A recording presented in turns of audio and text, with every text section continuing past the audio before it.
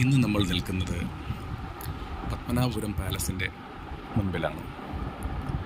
1601 ഈ കൊട്ടാരം നിർമ്മിക്കപ്പെടുന്നത്. ഈ കൊട്ടാരം നിർമ്മിച്ചത് ഇരവിവർമ്മ കുലശേഖര പെരുമാൾ ആയിരുന്നു.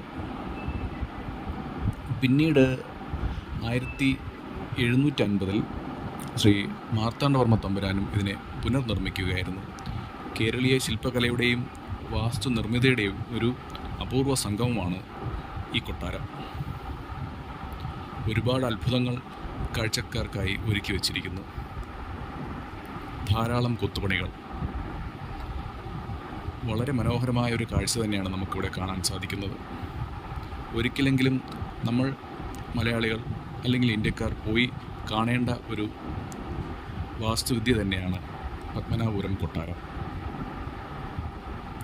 വളരെ മനോഹരമായ കൊത്തുപണികളും നിറഞ്ഞ ഒരു കെട്ടിടം തന്നെയാണത്.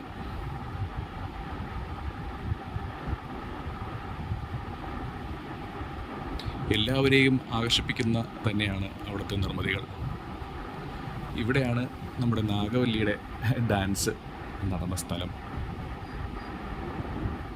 അതിമനോഹരമായ മണ്ഡപം തന്നെയാണത്. ഇപ്പോഴും ആ ഫ്ലോറിൻ്റെയൊക്കെ തിളക്കം അതുപോലെ തന്നെ നിലനിൽക്കുന്നു. അവിടെ നമ്മുടെ മീനുക്കുട്ടിയുടെ വക ഒരു ചെറിയ ഡാൻസും.